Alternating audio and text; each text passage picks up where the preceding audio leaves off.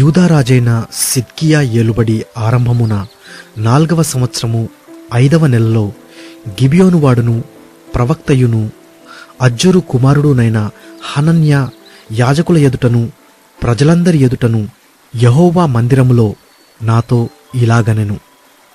ఇశ్రాయేలు దేవుడును సైన్యములకు అధిపతియునగు యెహోవా ఇలాగూ సెలవిచ్చుచున్నాడు. నేను బబులోను రాజు కాడిని విరిచియున్నాను. 2 సంవత్సరములలోగా బబులోను రాజైన నెబుకద్రేజరు ఈ స్థలములో నుండి బబులోనునకు తీసుకొనిపోయిన యెహోవా మందిరపు ఉపకరణములన్నిటినీ ఇచ్చటికి మరలా తెప్పించెదను. బబులోను రాజు కాడిని విరుగగొట్టి యెహోయాకీము కుమారుడును యూదారాజునైన యెకొన్యాను బబులోనునకు చెరకొనిపోయిన యూదులందరినీ ఈ స్థలమునకు తిరిగి రప్పించెదను. ఇదే యెహోవా వాక్కు.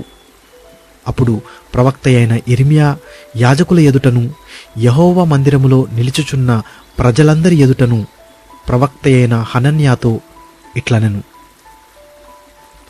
అలాగున జరుగునుగాక, యెహోవా అలాగుననే చేయునుగాక. యెహోవా మందిరపు ఉపకరణములన్నిటినీ చెరగొనిపోబడిన వారందరినీ యెహోవా బబులోనులో నుండి ఈ స్థలమునకు తెప్పించి నీవు ప్రకటించిన మాటలను నెరవేర్చునుగాక. అయినను నేను నీ చెవులలోనూ ఈ ప్రజలందరి చెవులలోనూ చెప్పుచున్న మాటను చిత్తగించి వినుము.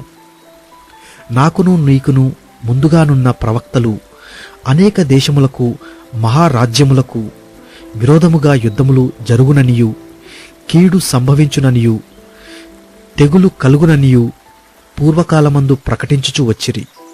అయితే క్షేమము కలుగునని ప్రకటించు ప్రవక్త యున్నాడే.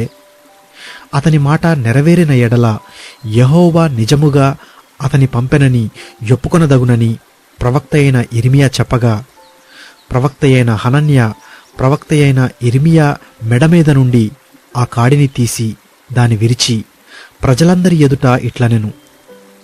యెహోవా ఇలాగు సెలవిచ్చుచున్నాడు. 2 సంవత్సరములలోగా నేను బబులోను రాజైన నెబుకద్రేజరు కాడిని సర్వజనముల మెడమీద నుండి తొలగించి దాని విరిచివేసెదను. అంతటా ప్రవక్త అయిన ఇర్మియా వెళ్ళిపోయెను. ప్రవక్త అయిన హనన్య ప్రవక్త అయిన ఇర్మియా మెడమీదనున్న కాడిని విరిచిన తరువాత యెహోవా వాక్కు ఇర్మియాకు ప్రత్యక్షమై ఇలాగూ సెలవిచ్చెను. నీవు పోయి హనన్యాతో ఇట్లనుము, యెహోవా ఇలాగూ సెలవిచ్చుచున్నాడు. నీవు కొయ్యకాడిని విరిచితివే, దానికి ప్రతిగా ఇనుపకాడిని చేయించవలెను. ఇశ్రాయేలు దేవుడును సైన్యములకు అధిపతియునగు యెహోవా ఇలాగూ సెలవిచ్చుచున్నాడు. ఈ జనులందరూ బబులోను రాజైన నెబుకద్రేజరునకు దాసులు కావలనని వారి మెడమీద ఇనుపకాడి ఉంచితిని గనుక వారు అతనికి దాసులగుదురు. భూజంతువులను కూడా నేను అతనికి అప్పగించియున్నాను. అంతటా ప్రవక్త అయిన ఇర్మియా ప్రవక్త అయిన హనన్యాతో ఇట్లనెను. హనన్య, వినుము, యెహోవా నిన్ను పంపలేదు. ఈ ప్రజలను అబద్ధమును ఆశ్రయింపజేయుచున్నావు. కాగా యెహోవా ఈ మాట సెలవిచ్చుచున్నాడు.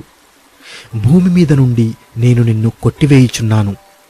యెహోవా మీద తిరుగుబాటు చేయుటకై నీవు జనులను ప్రేరేపించితివి గనుక ఈ సంవత్సరము నీవు మరణమవుదువు అని చెప్పెను. ఆ సంవత్సరమే 7వ నెలలో ప్రవక్త అయిన హనన్య మృతి నొందెను.